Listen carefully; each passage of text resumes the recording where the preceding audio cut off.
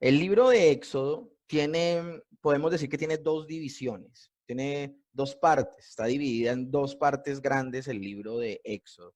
La primera parte va desde el capítulo 1 hasta el capítulo 14 y es donde se va a ver precisamente el éxodo del pueblo de Dios, desde que sale de Egipto hasta que llegan al monte Sinaí.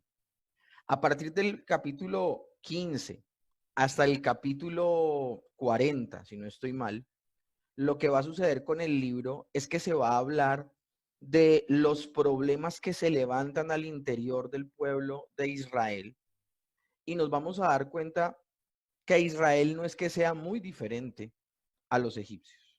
Eso es lo que va a suceder a partir del capítulo 15 y cómo se van a ver que inexorablemente en ellos hay pecado, hay maldad, que lastimosamente ellos también pueden ser idólatras, como ellos aún siguen anhelando el lugar de donde salieron. Y eso es lo que va a suceder en la segunda parte. La primera parte es maravillosa, la segunda parte es muy confrontativa. Puede que algunos de los que estén escuchando ya hayan leído el libro de Éxodo, otros tal vez han escuchado historias al interior del libro, pero no lo han leído todo. Nosotros no vamos a tener, como les digo, un estudio panorámico de todo el libro, no vamos a ir tampoco capítulo por capítulo, vamos a ser muy generales. El día de hoy se van a dar cuenta, porque el día de hoy vamos a ir hasta el capítulo 12. Eso es lo que vamos a hacer hoy. Hoy ni siquiera vamos a ver la primera parte, no, completa no. Vamos a ir hasta el capítulo 12, que es cuando se habla precisamente de la Pascua. Pero vamos a hablar de muchas cosas y vamos a unirlas a lo que ya hemos visto desde Génesis. Porque ese es el punto con la teología bíblica, que podamos ver cómo está toda concadenada, toda asociada, toda apunta a un solo mensaje y cómo en ella podemos ver a Cristo. Temas que vamos a ver el día de hoy: Faraón, Egipto, las plagas y la Pascua. Y todo esto tiene una razón de ser. Esto no se escogió y se eligió a priori, sino que tiene una razón de ser. En primera instancia, tenemos que ver algo, y es que para Israel las condiciones han cambiado. Desde el último capítulo del libro de Génesis al primer capítulo del libro de Éxodo, las condiciones han cambiado completamente. Se ha levantado un faraón que no conoce a Dios, ha esclavizado al pueblo hebreo y pretende destruirle. Ahora, cuando hablamos de un faraón, no estamos hablando que esto lo hizo un solo faraón. La hicieron una sucesión de faraones. Fue mucho tiempo el que ellos pasaron siendo esclavos allí. Pero Israel, mis hermanos, debemos tener en cuenta algo, lo que representa Israel. Israel es la esperanza del mundo. Pues al pecar la humanidad, ustedes saben que el Señor le había dado a Adán y a Eva un mandato. Lastimosamente se levantan dos generaciones o dos descendencias a partir de Adán, una que no busca de Dios y otra que busca de Dios. Lastimosamente estas se contaminan, viene el diluvio universal.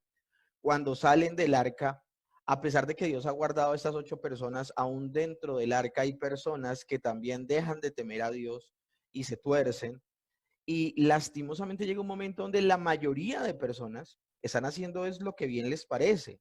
Y es lo que vimos en la Torre de Babel, como ellos sí se multiplicaban, pero no querían cumplir el mandato de llenar la tierra. Estaban muy contentos en la porción de tierra donde estaban junticos y no querían ir y diseminarse por toda la tierra que el Señor había creado para el hombre.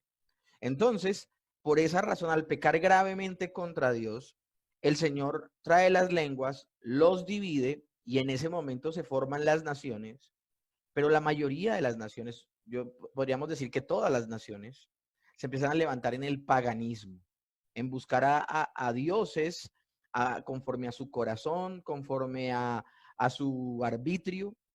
Y lo tremendo del asunto es que al pecar así la humanidad, Dios retira su bendición. Ahora, de todas esas naciones, ha elegido a un hombre a partir del cual va a crear una nación que se va a conocer como el pueblo de Dios. Ese hombre fue Abraham y fue lo que vimos en todo el libro de Génesis, cómo Dios levanta a Abraham y cómo empieza a cumplir esas promesas a partir de un hombre que estaba viejo, de su esposa que estaba estéril, y se levanta un hijo de la promesa que es Isaac, Luego Isaac, de 2 hijos que tiene, la promesa reposa en Jacob. Y de Jacob vienen las 12 tribus de Israel, que son las que viene el pueblo de Dios ya en bloque. Nos encontramos en el Éxodo. Han pasado 400 y pico de años. Ya son casi 1 millón de gentes. Son una nación. Y ahora es allí donde es que digo que ese pueblo hebreo, el pueblo de Israel, es esa nación que Dios ha escogido para bendecir de nuevo a todas las naciones de la tierra. Porque eso es lo que le dice el Señor a Abraham. Ahora, por ello, hay un paralelo maravilloso en cómo comienza el libro del Éxodo con las promesas que Dios ha hecho a Abraham. Ese texto de transición es importante. Y ese texto precisamente es Génesis capítulo, es Éxodo capítulo 1, verso 6. Dice, y murió José y todos sus hermanos y toda aquella generación. Y los hijos de Israel fructificaron y se multiplicaron y fueron aumentados y fortalecidos en extremo y se llenó de ellos la tierra. Es que el propósito del Señor siempre ha sido levantar un pueblo, habitar en medio de ese pueblo y que ese pueblo se disemine por la creación que Él creó. Eso es lo que va a suceder en la eternidad futura, cuando ya estemos viviendo en la gloria, en esos cielos nuevos, en esa tierra nueva, que habrá un pueblo que será el pueblo de Dios, que será perfecto, que vivirá en gloria, en la presencia de Dios, y será toda la tierra llena de la gloria de Dios. Eso se cumplirá en esa época. Bueno, aquí lo interesante del asunto es que cuando leemos esto en Éxodo capítulo 1, verso 6, y los hijos de Israel fructificaron, se multiplicaron y fueron aumentados y fortalecidos en extremo y se llenó de ellos la tierra, es imposible no asociar ese texto con el principio, con el Génesis. Génesis 1, capítulo 28. Y los bendijo Dios y dijo, fructificad y multiplicaos, llenad la tierra y sojuzgadla. Es imposible tampoco poder dejar de asociar ese texto de Éxodo capítulo 1, verso 6. Miren, ellos están pasando unas condiciones terribles, están pasando por un momento bien difícil, pero a pesar de eso se sigue cumpliendo la promesa y ellos siguen creciendo como pueblo, como nación. Por esa razón, tiene sentido que Faraón empiece a tenerle miedo a los hebreos, porque ellos han sido llamados a llenar la tierra y a sojuzgarla. Y es que esto también tiene un paralelo con la promesa que el mismo Dios le hizo a Abraham. Génesis capítulo 17, verso 5 dice, y no se llamará más tu nombre Abraham, que significa padre exaltado, sino que será tu nombre Abraham, que significa padre de multitudes. Porque te he puesto por padre de muchedumbre de gentes, y te multiplicaré en gran manera, y haré naciones de ti, y reyes saldrán de tus lomos. Entonces es importantísimo que nosotros tengamos en cuenta esto y que conectemos lo que hemos visto en Génesis aquí en Éxodo. Ahora, esto, precisamente lo que les he dicho, es lo que hace tan grave los propósitos que tiene Faraón con el pueblo hebreo. Faraón intenta destruir a Israel. Leamos precisamente Éxodo capítulo 1, 6, que recién lo leímos, y también el verso 22. Dice, y murió José y todos sus hermanos y toda aquella generación. Y los hijos de Israel fructificaron y se multiplicaron, y fueron aumentados y fortalecidos en extremo, y se llenó de ellos la tierra. Entre tanto, se levantó sobre Egipto un nuevo rey que no conocía a José, y dijo a su pueblo, y ahí es donde el faraón, al ver que el pueblo hebreo está creciendo de esa manera, es notable que ellos han nacido para sojuzgar la tierra, que él teme. Hay razones para que él tema. No son problemas psicológicos del faraón, no. Hay razones por las cuales él debe temer. Pero lo que él hace inmediatamente es que quiere, en el capítulo 1 al capítulo 4 de Éxodo, nos vamos a dar cuenta cómo él se empeña en destruir a esa nación, en diezmarlos. ¿Qué fue lo que vimos la semana pasada? Las 4 formas en que él quiso diezmar a la nación hebrea. Se explica entonces en detalle cómo se levanta de nuevo el hombre en contra de los planes de Dios. ¿Y por qué digo el hombre contra los planes de Dios? Porque los planes de Dios es levantar a Israel como nación y que de ella venga la bendición a todas las naciones de la tierra. Ese es el propósito de Dios.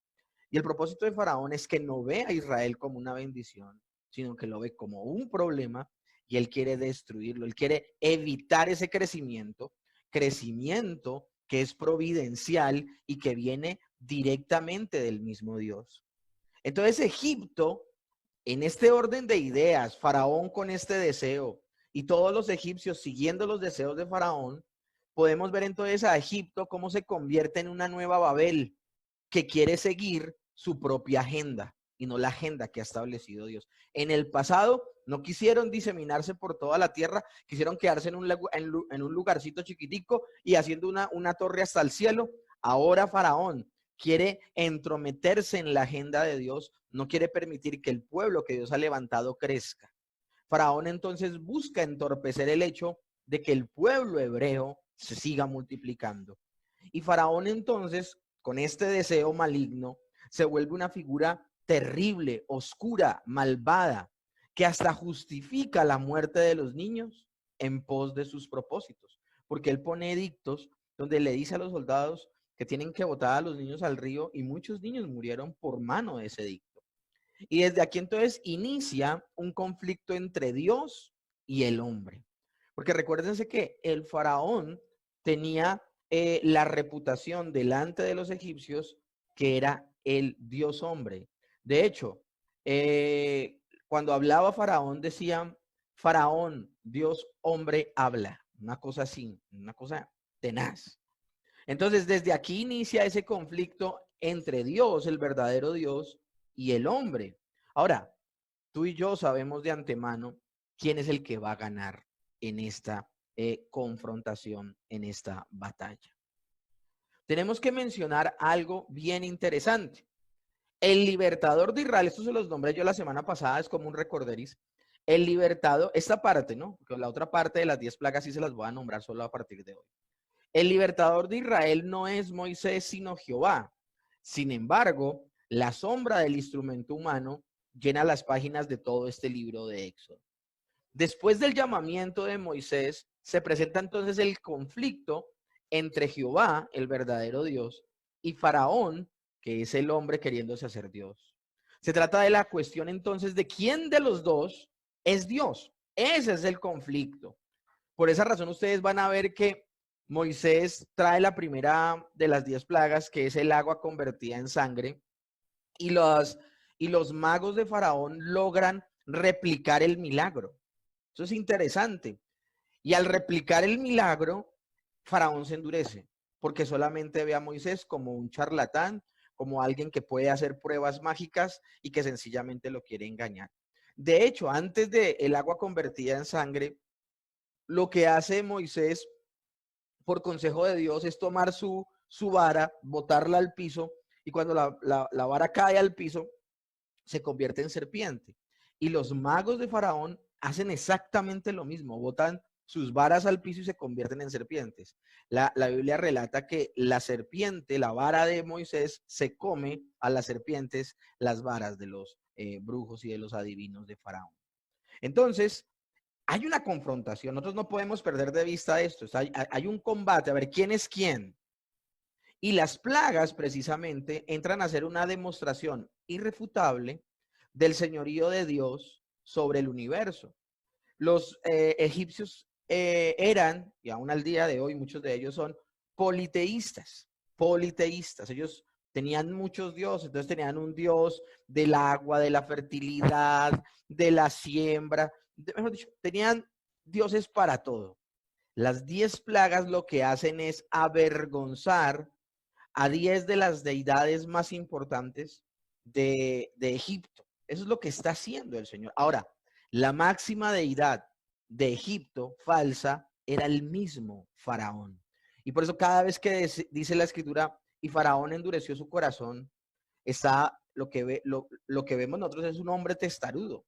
Pero lo que veían los egipcios de la época era su Dios poniendo en su lugar a un falso profeta como Moisés. Es bueno ver las dos caras de la moneda para que de alguna manera veamos ese conflicto que se ha levantado. Entonces, en el relato dramático de la muerte de los primogénitos, que viene a ser la última de las 10 plagas, se siente la angustia y el terror de los habitantes de Egipto. y la protección, por otro lado, para el pueblo de Israel cuando se establece la Pascua. Sin duda es Dios, nuestro Señor Jehová, como se hizo ya, como se le manifestó a Abraham, a Moisés, perdón, en la zarza. Yo soy el que soy. Esto es importantísimo. Nombremos las 10 plagas. Yo voy a hablar de manera muy rápida acerca de las 10 plagas, porque el centro de la clase del día de hoy va a ser precisamente cómo el Señor guarda a los israelitas, a los hebreos, los guarda de todas las 10 plagas. Ellos no las viven. Eso es interesante. Pero sobre todo, la mano poderosa de Dios en la 10ª plaga, donde por una situación que va a ser el centro de la clase del día de hoy, que es precisamente la Pascua, el Señor no permite que ningún primogénito hebreo muera. Las 10 plagas son, aclaro, 10, ¿no? He escuchado a mucha gente que dice las 7 plagas, no, son 10, las 10 plagas de Egipto. Agua convertida en sangre, Éxodo capítulo 7, del verso 14 al 25. Las ranas, Éxodo 7, 26 y 8, del 1 al 11. Los piojos o pulgas, también pueden ser pulgas en la traducción, Éxodo 8, 12 al 15. Moscas, Éxodo 8, del 12 al 16. Plaga en el ganado, Éxodo 9, del 1 al 7. Las úlceras en la piel de los seres humanos, Éxodo 9, del 8 al 12. Granizo con fuego, Éxodo 9, del 13 al 35. Las langostas, Éxodo 10, del 1 al 20. Oscuridad, tan oscura que dice la Biblia que se podía palpar. Éxodo 10, del 21 al 29. Y finalizamos con Éxodo 11, 1 y Éxodo 12, del 29 al 30, la muerte de los primogénitos, la muerte de los primogénitos. Yo quiero hacer una salvedad con lo de las plagas de Egipto y el comportamiento en particular que hubo con Faraón, el comportamiento primordial, o sea, particular que hubo con Faraón. Y quiero hacer un paralelo con el estado natural de los seres humanos al nacer. El estado natural, que es un estado caído de condenación, muertos en sus delitos y pecados, esclavos de la maldad, incapaces de comprender y entender las verdades divinas. Las 5 primeras plagas suceden cosas tremendas y Faraón no da su brazo a torcer. En el caso, por ejemplo, de las ranas, me llama la atención que él habla con Moisés y le dice, ora al Señor porque quite las ranas y te dejaré ir. Y él ora, se van las ranas, o sea, y lo tremendo es que dice, mañana quita las ranas, no hoy, mañana quita las ranas. Y así sucede. Dios detiene la plaga de las ranas, estas empiezan a morir. Y lo tremendo del asunto es que Faraón nuevamente endurece su corazón. Lo tremendo del asunto es que poco a poco se van a dar dando cuenta que aunque los magos de Faraón pueden replicar muchos de esas muestras, hay un momento donde ya no pueden seguirlas replicando y precisamente empieza a afectar tanto la existencia del mismo Faraón y aún de los brujos y adivinos, que ellos empiezan los mismos brujos empiezan a considerar esto es dedo de Dios. Cuando se presentan las primeras 5 plagas, dice la escritura que Faraón endureció su corazón y su corazón se endurecía.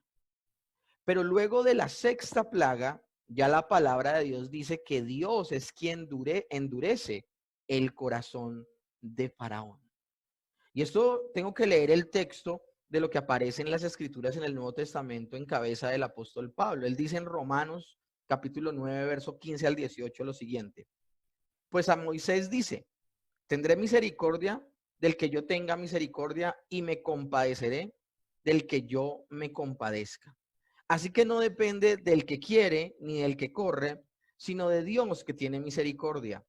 Porque la escritura dice, a Faraón, para esto mismo te he levantado, para mostrar en ti mi poder y para que mi nombre sea anunciado por toda la tierra. De manera que de quien quiere, tiene misericordia, y al que quiere endurecer, endurece. Esto es impresionante, mis hermanos, los que les estoy diciendo, y se los quiero explicar un poco más. El punto aquí, ¿cuál es? ¿Cuál es el punto aquí? Dios sabía que Faraón se iba a resistir. Cuando dice que Faraón endureció su corazón o el corazón de Faraón estaba endurecido. No nombran a Dios todavía, solo se habla de Faraón. Pues bueno, Dios sabía que Faraón se iba a resistir. Pero a pesar de esa resistencia natural de Faraón por su estado de muerte espiritual, Dios mismo le dio muchas oportunidades para que reconsiderara su posición. Por eso se ve un tire y afloje en las primeros 5 plagas. Pero la maldad de Faraón llega a un punto de no retorno. Porque aún viviendo las consecuencias, porque el rostro, por ejemplo, de Faraón estaba completamente llagado, al punto de que se ponía un velo para que no lo vieran y se diera cuenta al pueblo de que ese supuesto Dios hombre estaba enfermo. Eso es lo tremendo. Él siguió endurecido. Entonces Dios va a dirigir la maldad de Faraón para que a través, la maldad viene del corazón de Faraón, pero Dios va a redirigir esa maldad para cumplir sus propósitos. Y esa misma maldad de Faraón, que él quiere apuntarla al pueblo hebreo, no tocará al pueblo hebreo, sino que causará su propia destrucción. Causará su propia destrucción.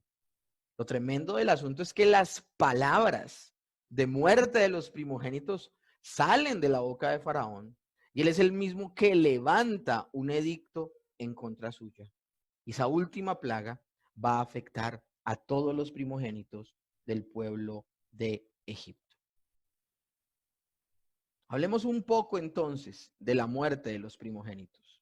La primera Pascua fue celebrada en el mes séptimo, pero Dios estableció un nuevo calendario, haciendo que el mes séptimo fuera el primer año de los israelitas, es decir, el mes de Abib o de Nisán. Eso lo dice Éxodo 12:2 y 13:4, donde dice que el día que ellos salen, que ellos toman la Pascua, toman el Cordero Pascual, ese día va a ser el principio del año. Se va a ser el primer día del resto de sus vidas.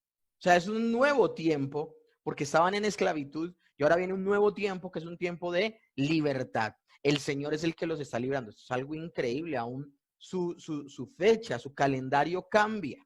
Impresionante. La Pascua entonces se transformaría luego para Israel en un memorial que debía celebrar cada año. Sería como estatuto y rito, en recuerdo de la maravillosa liberación efectuada una vez y para siempre. Así, conmemorativamente, la cena del Señor para el cristiano, la Pascua como tipo de la muerte de Cristo, anticipa la cruz. La cena del Señor es un acto conmemorativo del sacrificio de Cristo en la cruz del Calvario. Ahora tengo que aclarar que aunque es conmemorativo, no es solo conmemorativo, porque no es solamente que lo hacemos y ya, el Señor está presente, creemos que Él está presente de manera espiritual y de hecho también anunciamos que Él volverá. Entonces no solamente es una conmemoración, es un poco más allá. Ahora, el nombre Pascua, ¿de dónde viene el término Pascua? Ustedes dirán, pero no nos ibas a hablar de los primogénitos. Sí, lo estoy haciendo, porque sí tengo que hablarles de lo que sucedió para que ustedes se den cuenta por qué razón en el pueblo hebreo no murió ningún primogénito. Porque mis hermanos, si el pueblo hebreo no celebra la Pascua, si el pueblo hebreo no tiene sangre en el dindel de sus puertas, si no hay una señal que es la sangre, la muerte también entra a las casas de los hebreos y mata a los primogénitos.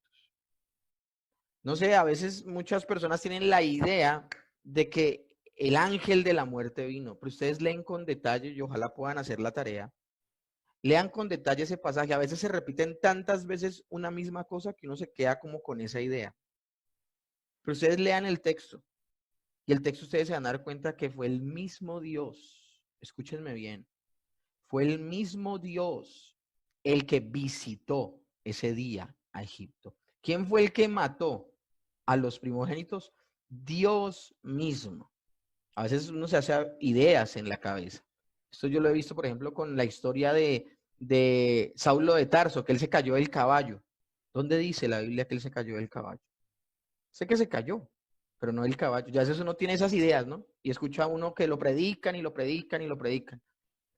Vi hasta dibujos de un ángel entrando y matando primogénitos. Por lo que dice la escritura es que Dios mismo es el que visitó Egipto esa noche. Porque es que eso que sucede esa noche, mis hermanos, es una alegoría directa a la ira de Dios. Y la ira de Dios se desata contra todos, sin diferencia, sin excepción. ¿Por qué razón? En la casa de los hebreos no murieron sus primogénitos, no porque los hebreos fueran mejor que los egipcios, que es lo que vamos a ver en la segunda parte del libro de Éxodo a partir del capítulo 15 hasta el capítulo 40, lo terribles que también son los hebreos, por ser seres humanos que no han nacido de nuevo, muchos de ellos, y no aman a Dios. El punto aquí entonces, mis hermanos, es que esto que sucedió esa noche es una alegoría, un símbolo de la ira de Dios. Y la única manera en que la ira de Dios no alcance a un ser humano no es porque sea buena gente. No murieron primogénitos en las casas de los hebreos, no porque ellos sean mejores que los egipcios. Lo que pasa es que ya en esas casas había muerto un primogénito. Y por esa razón, ese sustituto fue el que evitó que su primogénito muriera. Entonces, tenemos que dejarlo muy claro. Ahora, por esa razón estoy hablando de la Pascua. Cierro comillas, ¿no? El nombre de Pascua proviene del vocablo hebreo Peshá o Pesek. En arameo, Pashak, que significa que pasa, que pasa. Algunos la aplican al hecho de haber pasado el Mar Rojo, que por eso se llama Pascua, porque pasaban el Mar Rojo. Pero mis hermanos, yo me alejo de esa interpretación. Etimológicamente, el hebreo significa pasar de largo, no pasar, hablando de un obstáculo, de librar un obstáculo, sino ese pashá o pesek significa es pasar de largo, que alguien va pasando y debía detenerse en esa casa, pero en particular en esa casa no se detiene, sino que algo ve el que está pasando por delante, algo ve que no le permite detenerse, sino sigue de largo a los egipcios. Eso es lo que realmente significa Pascua. Y el texto bíblico lo relaciona con el hecho, acá como de la fuente que saqué, miren lo que dice, el ángel de Jehová pasó de largo. Cuando nosotros hablamos del ángel de Jehová, ¿a quién nos estamos refiriendo? A Dios mismo, junto a las casas de los israelitas, sin sembrar la mortandad en ellas, como ocurrió en las casas con los egipcios. Eso lo pueden ver ustedes en Éxodo 12:13, en el verso 23 y en el 26 al 27. Esto es impresionante, que nunca se nos olvide qué significa Pascua. Pascua significa pasó de largo, pasó de largo. Mis hermanos, estábamos comparando recién a Faraón con una persona que no ha nacido de nuevo, una persona que está en su estado natural, que se opone a las cosas de Dios, una persona que está en contra de Dios, así vea milagros, nada, nada logra dar su brazo a torcer, ama la oscuridad, ama la maldad, es incapaz de conocer o entender las cosas de Dios. Bueno, ahora hablemos de los creyentes. ¿Por qué la ira de Dios no alcanza al creyente? ¿Por qué la ira de Dios no consume al creyente? ¿Porque el creyente es buena persona? ¿Porque el creyente es buena gente? ¿Porque el creyente cumplió la ley? Eso sería una salvación por obras. No, porque el creyente depositó toda su confianza en el Cordero de Dios que quita el pecado del mundo, que es nuestro Señor Jesucristo. O si no, la ira de Dios nos alcanza. Como le dice el apóstol Pablo a los Efesios, antes éramos hijos de ira, lo mismo que los demás. Pues hacemos tan mal en pensar que el pueblo de Israel es un pueblo especial en cuanto a que ellos se salvaban de una manera distinta. Se salvan de manera distinta porque ellos vienen de Abraham, entonces de manera natural, de manera sanguínea, de manera familiar, por herencia son salvos. ¿Eso qué? Eso no tiene ningún asidero bíblico. No tiene ningún asidero bíblico. No, es que el Señor amaba tanto a los hebreos que por esa razón no permitió que murieran. Sí, los amaba tanto, es verdad, los escogió desde antes de la fundación del mundo, es verdad todo esto, pero murió un cordero, tuvieron un sustituto. Un inocente tuvo que morir para que el culpable no muriera. Eso es el punto. Ese es el punto, mis hermanos. Entonces, por eso se vuelve tan importante en el libro de Éxodo hablar de la fiesta de la Pascua. Y este va a ser precisamente el grueso de nuestra clase el día de hoy. Vamos a ver este tema. Entonces, vamos a ver la Pascua desde varios frentes. El primero, desde varios puntos de vista, desde varios flancos. Vamos a ver primero el punto de vista desde Dios, desde el lado de Dios. Dice la Biblia en Éxodo capítulo 12, verso 11, es la Pascua de Jehová. Estas palabras entonces nos llevan a la última noche de la servidumbre de Israel en la tierra de Egipto. Ellos habían pasado cientos de años siendo esclavos. Los cautivos hebreos habían sufrido la esclavitud durante mucho tiempo. Dice la escritura que el clamor llegó al Señor y por eso Él llama a Moisés para que libere al pueblo.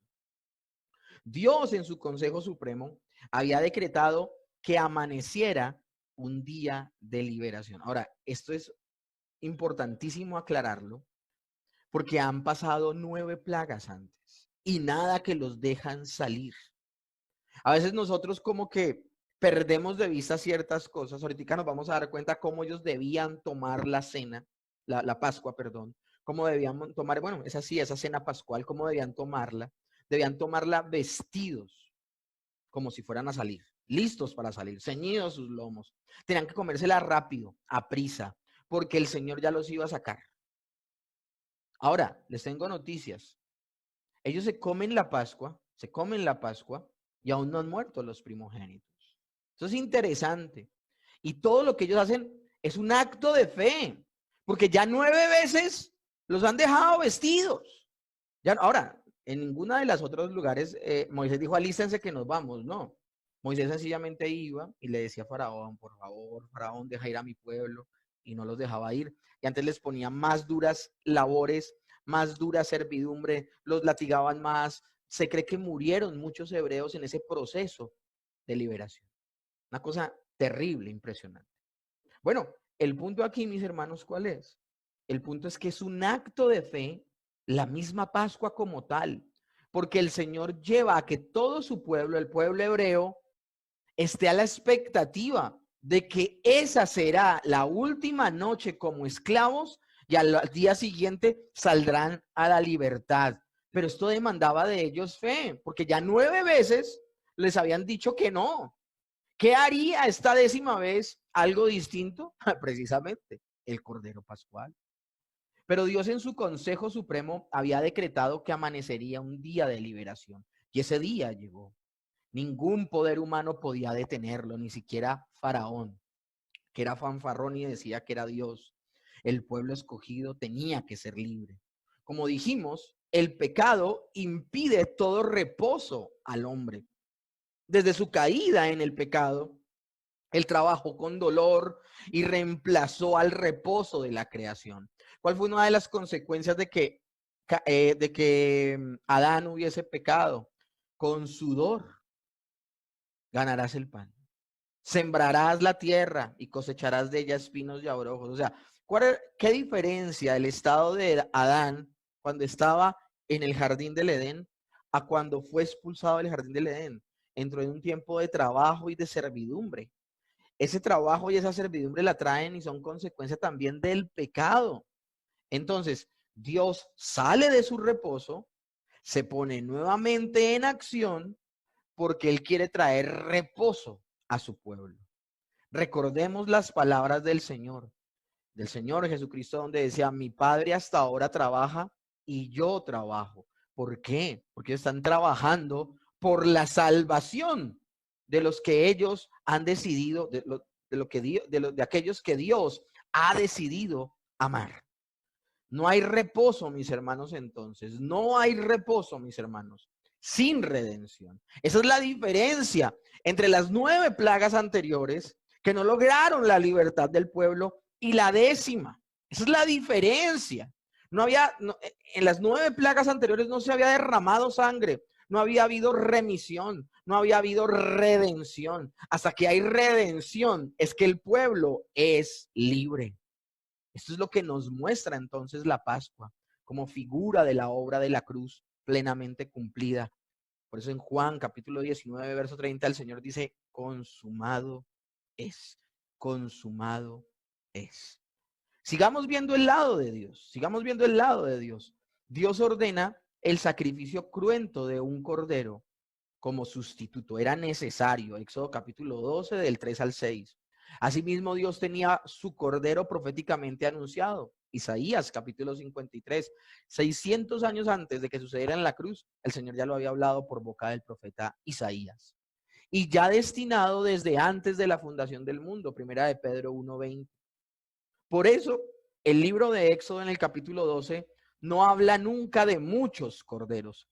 Siempre habla en singular.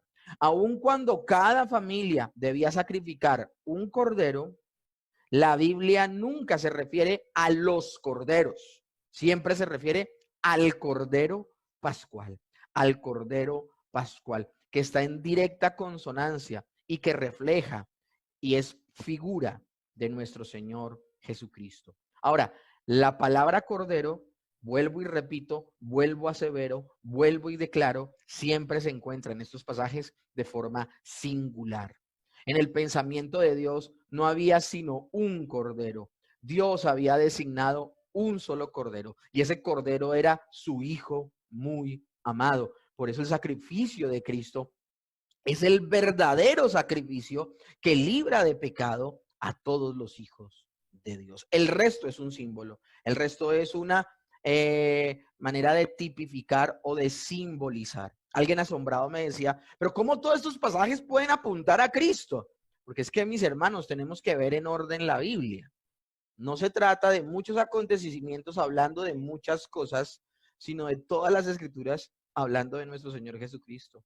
Fue lo que le dijo él a los dos discípulos camino de Emaús. Dice que los guió por la ley, que es Génesis, Éxodo, Levítico, Números, Deuteronomio, los 5 primeros libros de la ley, los salmos y también los profetas. Que todo el Antiguo Testamento, dice el Señor Jesús a estos dos, que todo el Antiguo Testamento hablaba de él, hablaba de él. Eso precisamente es la teología bíblica, lo que estamos viendo al día de hoy. Sigamos con el lado de Dios en la Pascua. El Cordero Pascual tenía que ser macho para representar así la persona de Cristo como varón. La Escritura siempre habla de un varón perfecto conforme a la medida de la estatura de la plenitud de Cristo. El Cordero designado al sacrificio pascual tenía que ser el primogénito de una hembra, así como Cristo lo sería de su madre, la bienaventurada Virgen María. El Cordero tenía que ser de 1 año, lo que es signo de vigor físico. Así nuestro Salvador tenía que ser poderoso en fortaleza. El Cordero tenía que ser sin defecto. Así que Cristo manifestó su perfección durante toda su vida aquí en la tierra, pues nunca pecó, nunca pecó. Esa doctrina se llama la impecabilidad de nuestro Señor Jesucristo. De hecho, si hubiese habido falta en el Señor Jesús alguna, lo invalidaba para ser el Cordero Pascual. Tenía que ser perfecto. El cordero también tenía que ser puesto aparte durante 4 días. Esto es impresionante, mis hermanos. Ustedes leen con detalle Éxodo, habla de que el día 10 del primer mes, que es Abido Nisán, el día 10 se escogía el cordero, pero solo hasta el día 14 se inmolaba y se consumía. Esto es impresionante, porque esto está hablando de 4 días de observación para estar completamente seguros de que ese cordero es el perfecto para ser sacrificado. Así en el cielo, desde los días de su eternidad, Dios había apartado a su Hijo con la expiación preordenada. Ustedes, por ejemplo, leen Apocalipsis capítulo 13, verso 8, dice, el Cordero de Dios que fue inmolado desde la fundación del mundo. Está hablando de que fue preordenada, no que había sido crucificado antes, porque el Señor Jesús fue crucificado en el año 33 o 35 después de Cristo, en un tiempo cronológico real, pero el Señor ya lo había decretado. Y un decreto de Dios es como si fuese hecho ya. A eso es a lo que nos referimos con la expiación preordenada. Y en la tierra, en los días que precedieron a la cruz, es decir, que estuvieron luego de la cruz, Cristo fue examinado y sometido a prueba por varios jueces. ¿Quiénes fueron esos jueces que probaron que Jesús era el Cordero de Dios que quita el pecado del mundo? Los 4 evangelistas que testifican del Señor diciendo, Él es el Hijo de Dios, Él es el Cordero de Dios, Él es el Mesías, Él es el Cristo. Mateo, Marcos, Lucas y Juan. 4 días para examinar que el Cordero fuera perfecto para ser sacrificado. 4 evangelistas examinando, guiados por el Espíritu Santo, por inspiración divina vino la voz de Dios y por revelación se les dio a conocer estas maravillosas verdades y ahora nosotros las podemos leer en la Escritura. Tenemos 4 jueces que aprueban que Jesús es el Cordero de Dios. Tenemos a Mateo, a Marcos, a Lucas y a Juan. Sigamos con el lado de Dios. El cordero tenía que ser inmolado por toda la congregación del pueblo el día 14, sin quebrantarle ningún hueso. Así como Cristo, nuestra Pascua, sería sacrificado en el altar de la cruz. Lo interesante es que los 2 ladrones que estaban a su lado murieron luego de que les parten las piernas, como un ritual que hacían con los condenados a muerte, que duraban mucho tiempo sin morir. Ahora, ellos no pasaron mucho tiempo, porque hay personas que duraban en una cruz 4 o 5 días. Acá lo que pasa era el lugar donde estaban ubicados y que se acercaba el día de reposo. Por esa razón, los romanos, respetando, no porque ellos sean honorables, respetaban políticamente hablando las costumbres, le parten las piernas a uno y le parten las piernas a otro. ¿Por qué? Porque apoyándose el crucificado en el clavo de los pies, podía recomponerse y respirar. Los que morían en la cruz no morían desangrados ni por infección, morían era por un colapso pulmonar, o sea, no podían respirar. Cuando le partían las piernas, ya no podían apoyarse en sus pies y hacer ese movimiento y volver otra vez a la posición, sino que ya quedando así encorvados, sencillamente había un momento donde no podían respirar y morían por un paro cardiorrespiratorio. Eso es lo que pasaba con ellos. Por eso les partían las piernas. Cuando lo fueron a hacer con el Señor Jesús, Él ya había muerto. Él ya había entregado su espíritu. No fue necesario. Entonces, ¿qué hacen para ratificar la muerte? Lo atraviesan con una lanza en el costado y es donde sale sangre y agua. Y el que lo presencia dice, este verdaderamente era un hombre justo. Se cumple entonces la escritura, ningún hueso suyo fue roto. No fue solo a los ladrones, a la mayoría de crucificados que se demoraban en morir, ¿qué hacían? Les partían los huesos de las piernas. Ahora, ni un pecado de toda nuestra vida estaba ausente. Ahora estamos hablando de los creyentes, no estoy hablando de todo el mundo. Ni un pecado de toda nuestra vida, hablando como creyente, estaba ausente cuando Él fue arrastrado a la cruz. Nuestras transgresiones fueron las que lo crucificaron. Pero ¿cuál es la gran paradoja? Su muerte fue la que nos dio vida. Hubo una muerte en cada hogar. O sea, eso nosotros no lo podemos sacar de nuestra cabeza. Si alguien se ve justo delante de Dios, pues ¿para qué un Salvador? Si alguien se percibe como justo delante de Dios, pues no necesita un Salvador. Pero es que nadie puede ser visto por Dios como justo. Hoy mi hija tenía una tarea de la justificación del curso en el que está en Shepherd y Grace. Y lo tremendo del asunto era que tenían que hacer hasta una canción con la justificación. Y ella aprendiendo, recordando lo que era la justificación. Jesús fue tratado como un criminal porque tomó mi lugar.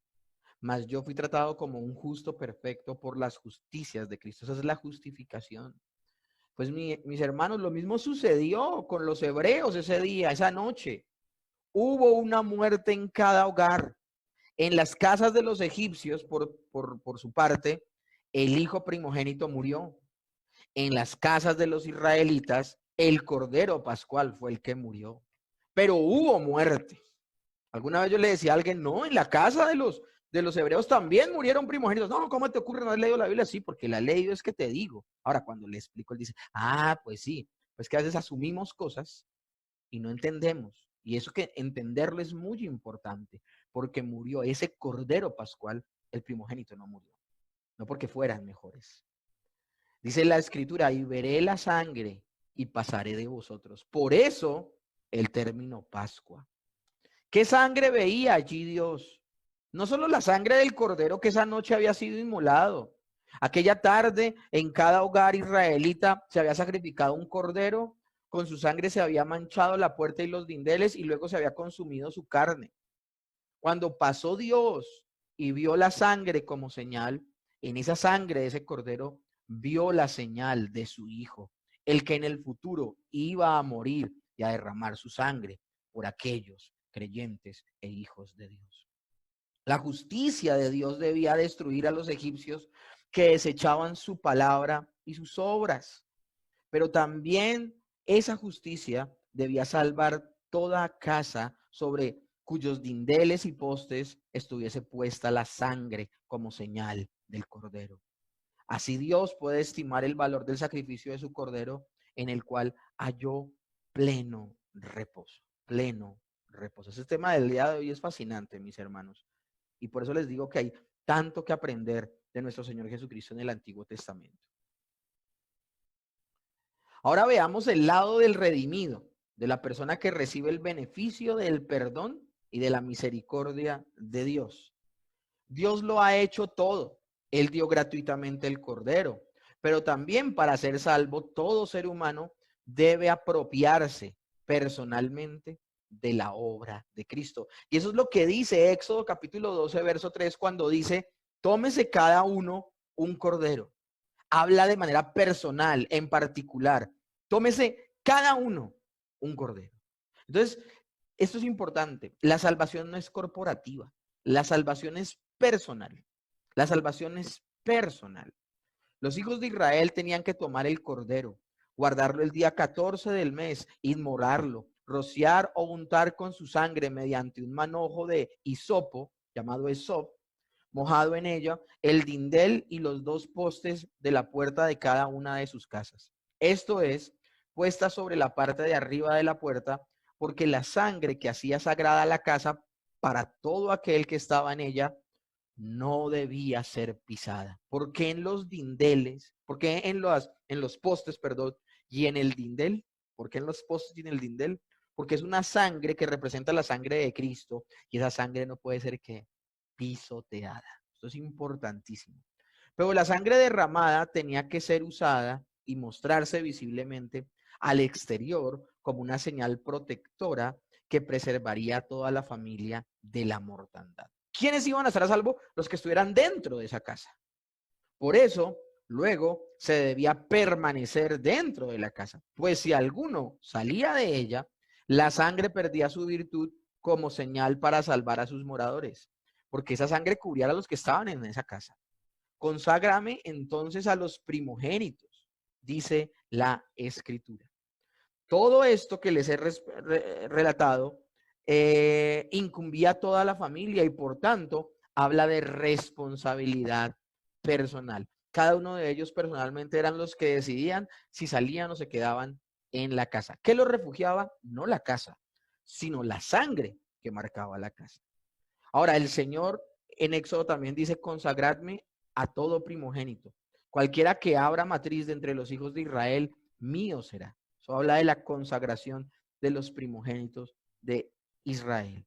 La seguridad del hijo mayor dependía de aquella sangre puesta en el exterior de esa casa. Así el creyente recibe por la fe la virtud de la sangre de Cristo. De ello entonces, mis hermanos, aprendemos que la salvación, la paz y la seguridad eterna de nuestras almas están fundamentadas en la obra de Cristo, consumada en la cruz. Sencillamente esto que estoy contando de la Pascua es una señal, una manera, una sombra de la sustancia que veríamos en la cruz del Calvario. Es sencillamente una sombra, pero es maravilloso ver estas sombras, estos tipos del antitipo por excelencia que es nuestro Señor Jesucristo. Ahora, veamos el lado comestible, de la Pascua. La institución de la Pascua en Éxodo 12, del 1 al 11, menciona 7 veces el hecho de comer la carne de cordero para alimentar nuestras vidas. Así Cristo fue primero sacrificado por nosotros como nuestra Pascua y ahora nos alimenta nuestro Señor Jesucristo. Por un lado, entonces, Él nos salva y por otro lado, Él nos sustenta. Ahora, ¿cualquiera podía comer de la Pascua, el Cordero Pascual? No, solamente los redimidos. Los que comieron eran creyentes, entonces. Estoy hablando de manera simbólica, de manera simbólica. Nosotros, como creyentes redimidos, podemos alimentarnos del Cordero. Ellos fueron rociados con la sangre del Cordero. Nosotros somos rociados con la sangre de Cristo. Todo el pueblo de Dios debe ser rociado y cubierto con Cristo.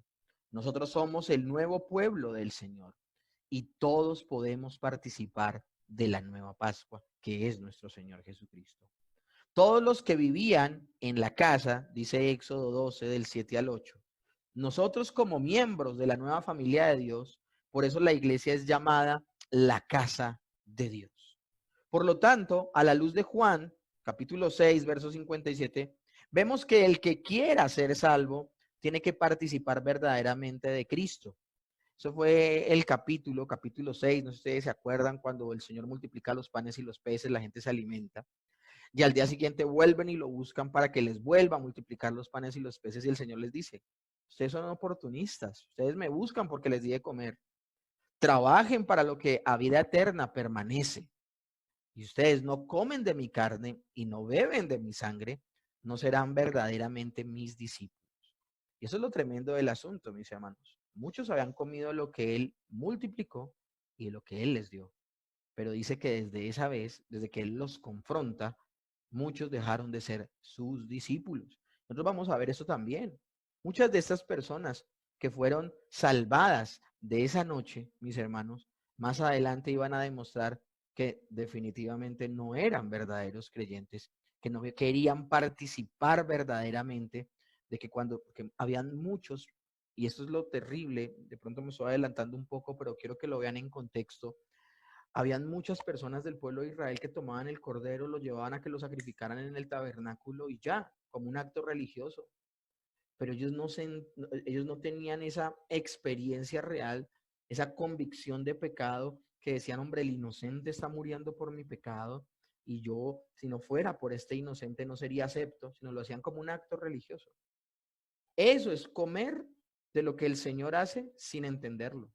Y el Señor no va a permitir que la gente participe de eso. Nosotros somos miembros de la familia de Dios. Por lo tanto, a la luz de Juan 6:57, vemos que el que quiera ser salvo tiene, no que puede, tiene que participar verdaderamente de Cristo. El que come, él también vivirá por mí.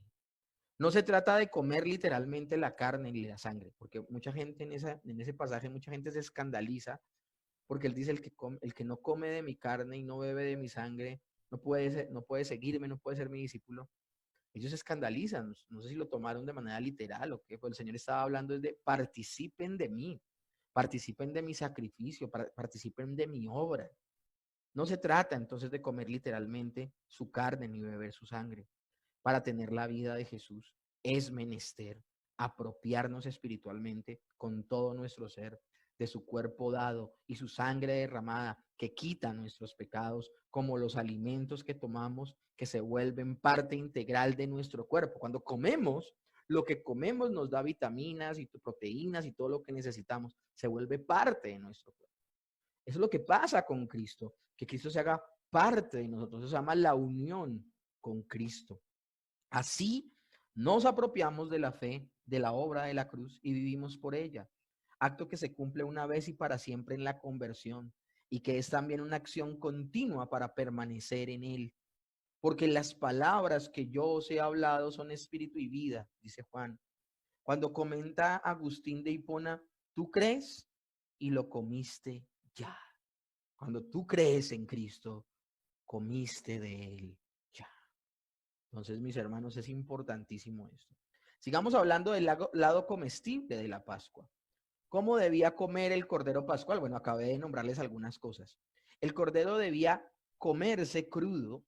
No, no debía comerse crudo. ¿Debía ser cocido en agua? No, tampoco. Sino que debía ser asado. a fuego abierto.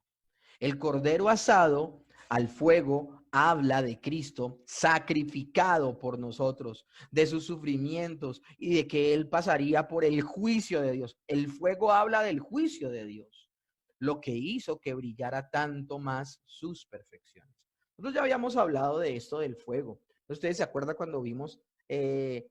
Bueno, no, sí lo vimos en Génesis. En Génesis hablábamos de Isaac como tipo de Cristo.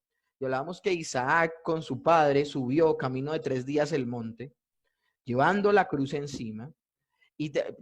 Pero la cruz, ¿cuál era? Era la madera que iba a poner en el altar. Y él llevaba la madera. Cuando llegan a la cima, está la madera, está el fuego y está Isaac. Isaac le dice, Señor, ¿dónde está la ofrenda? ¿Dónde está el cordero pascual? Y ahí es donde Abraham le dice, Dios se proveerá de sacrificio. Dios se proveerá de sacrificio. En ese panorama, en ese contexto, la madera precisamente representa la cruz.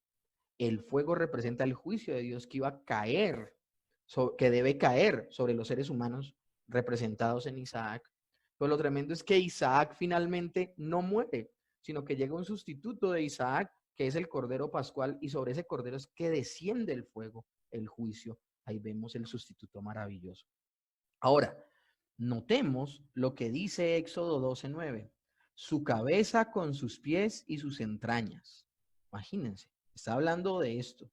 Así nosotros participamos. Cuando habla de la cabeza, de la mentalidad de Cristo, porque está acá hablando de la cabeza, los pies y las entrañas de ese cordero sacrificado. Nosotros hacemos parte entonces de su mentalidad, la mentalidad de Cristo. Participamos del camino de Cristo, los pies, y participamos del amor de Cristo, sus entrañas. Ya hay textos, Filipenses 2, 1 de Juan 2:6, Efesios 5. Somos alimentados de todo el cuerpo del Cordero de Dios que quita el pecado del mundo. En las casas de los israelitas no tenía que haber levadura, porque se acompañaba este alimento con pan sin levadura y hierbas amargas. Esto ya lo voy a explicar. La levadura, que es tipo de pecado, no podía estar allí presente. Por eso el cordero debía comerse con panes sin levadura o panes ácimos.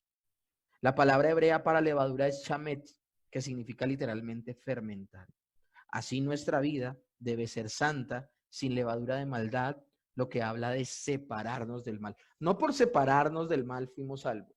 Fuimos salvos estando en nuestros delitos y pecados. Pero una vez salvos, nuestra vida debe ser una vida que busca la santidad. Entonces tenemos fiesta en Cristo si andamos en santidad.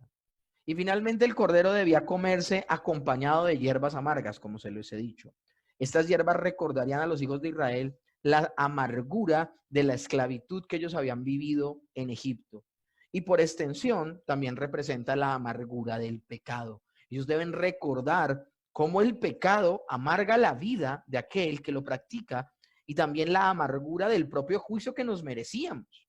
Así que entonces, escúchenme bien, las hierbas amargas y los panes sin levadura o pan de aflicción hablan de que al gozo de la salvación se le mezcla el sentido amargo de nuestros pecados que costaron la salvación. Entonces miren estos elementos: pan sin levadura, el cordero pascual y las hierbas amargas. Todo en la Pascua tiene un símbolo. Todo tiene un símbolo. De todo esto aprendemos: el cordero asado, la comunión con Dios por la obra perfecta de Cristo; los panes sin levadura, ese sacrificio lo que hará es que nosotros andemos en la luz; pero también las hierbas amargas son la confesión de nuestros pecados, nuestro arrepentimiento. Díganme si la Pascua no nos habla del Evangelio. Díganme si la Pascua no nos habla de este bendito mensaje de salvación. Pero además, mis hermanos, dirán, ¿aún hay más? Sí, hay más. Además, en la celebración de aquella primera Pascua, los israelitas tenían que participar del Cordero, estando ellos en cierta situación que ya les nombré. Dice la Escritura en Éxodo capítulo 12, verso 11, con los lomos ceñidos, o sea, preparados para la marcha, vestidos para salir. Así que el creyente debe vivir preparado y estar siempre dispuesto a oír la orden de marchar, esperando el momento de su partida de este mundo, donde solo sencillamente somos extranjeros, peregrinos y advenedizos, para salir al encuentro de nuestro Señor. Con los pies calzados, imagínense, una sociedad como la de Oriente que se quitaba los zapatos para comer. Acuérdense de la cena donde el Señor le quita las sandalias a los discípulos y les lava los pies, porque ellos comen casi como sentados. O sea, esta cena se debe comer de una manera completamente atípica, completamente atípica. Una cena normal es sentados de medio laditos, descalzos, limpios todos, sin el sobre todo de la túnica y la otra túnica, no nada de esto. Esto es completamente contrario. A prisa, con la ropa ceñida, con los zapatos puestos, imagínense, con los pies calzados, pues estaban a punto de principiar su viaje y debían tener los pies bien protegidos para andar por caminos escabrosos. Así es el calzado de nuestros pies. Los que vieron el culto de oración del día lunes de la semana pasada, hablamos del calzado del apresto, que habla de la preparación del evangelio de la paz. Entonces, mis hermanos, andamos bajo el cuidado del Señor, con el bordón en la mano, mientras comían de pie, porque también el texto dice que tenían que tener el bordón, el báculo con el que se guiaban en el camino, en la mano. O sea, es como comiendo a prisa, mientras comían de pie, según lo requería la usanza de aquel peculiar momento. Es que la cena de ese día era completa. El Señor les está diciendo con cada actitud que les está ordenando hacer es: tengan por cierto que hoy los libero. O sea, no hay una 11ª plaga, no hay una número 11 intento. No, esta vez sí saldrán. Entonces, mis hermanos, cuando hablamos de ese bordón en la mano, el báculo o callado del creyente, como ayuda para su camino, es la confianza en Dios. Nosotros ya no usamos un palo para que nos dé seguridad mientras caminamos en este peregrinaje, ¿no? El mismo Salmo 23 dice: tu vara y tu callado me infundirán aliento. Es la confianza en el Señor en la que nos apoyamos. Ahora, apresuradamente viene del hebreo hipasón, que significa deprisa, puesto que debían emprender la marcha repentinamente. El término se traduce como aprisa. Dios es quien ejecutará entonces este juicio divino y estaba cerca. Por tanto, no tenían ellos momento que perder. Así nuestra tarea evangelizadora, mis hermanos, no admite demora, sino que requiere urgencia, y ahí que debamos apresurarnos a cumplirla. Todos los hijos de Israel debían abandonar Egipto, que es figura del mundo. Cada redimido por el Señor entonces ya no pertenece a este mundo. Nuestra ciudadanía está en los cielos, como dice Filipenses 3:20. Israel caminó con toda fortaleza de la comida pascual. Ellos comenzaron un éxodo. Ellos iban a tener que caminar grandes jornadas, pero fueron fortalecidos. ¿Por qué? Por la comida de la Pascua. La última comida que ellos comieron en Egipto fue el Cordero Pascual. Es fortalecidos por Cristo que podemos caminar este peregrinaje en esta vida. Que alguien diga: me rendí, no pude, me devuelvo, renuncio a la fe. Nunca participó de Cristo.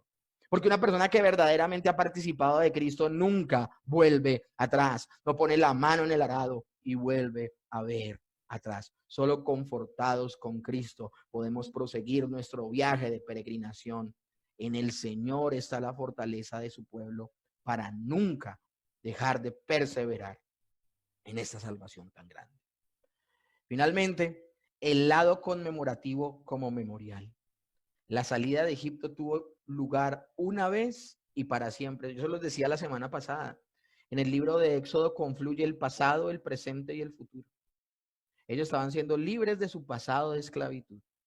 Y eso que estaban experimentando esa noche iba a ser fiesta perpetua en el futuro, apuntando al sacrificio de Cristo. Entonces, la salida de Egipto tuvo lugar una vez y para siempre, pues la primera Pascua no podía ser jamás repetida. Tampoco la sangre sería puesta otra vez sobre las puertas.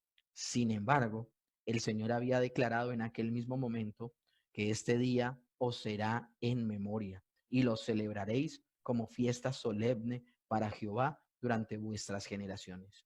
Por estatuto perpetuo lo celebraréis, dice Éxodo 12:14. De esta manera, de año en año, la Pascua recordaría al pueblo que había sido salvado de Egipto año tras año, el cordero asado al fuego los congregaría y les haría recordar el precio pagado por su liberación. A mí me parece llamativo, me llama la atención, mis hermanos, que cuando celebran la Pascua comen el cordero pascual, el pan sin levadura y las hierbas amargas, pero ellos no volvieron a poner la sangre en el lindel de las puertas, porque el Señor salva ¿cuántas veces? Una vez. Eso es lo que representa, una vez y para siempre. Ahora, a través del tiempo, la fiesta de la Pascua fue celebrada numerosas veces, aunque la palabra solo registra 7 ocasiones particulares donde se celebró, pero esta fue una fiesta continua, era una fiesta perpetua, dice la Escritura. Pero debía llegar el día cuando el supremo sacrificio, del cual la Pascua era tipo, iba a ser ofrecido, y ese sacrificio eclipsaría la Pascua, que solamente es un símbolo. Hay gente que dice, no, es que se tiene que seguir celebrando al día de hoy después de Cristo la Pascua. No, la Pascua solo señalaba a Cristo. Y una vez vino Cristo, es el Señor quien instituye un nuevo recordatorio conmemorativo al establecer la Santa Cena. Lucas 22, 1 Corintios 11 dice, haced esto en memoria de mí. Llegaría el día del supremo sacrificio, del cual la Pascua solo era un tipo, no la sustancia. Y es así que la Cena del Señor, como conmemoración del nuevo pacto, vino a ser sustituto de la Pascua. Nuestra Pascua es Cristo y ya fue sacrificada, dijo el apóstol Pablo. Nosotros sencillamente participamos de la Cena del Señor y la Cena del Señor nos recuerda a los creyentes que somos uno con Cristo.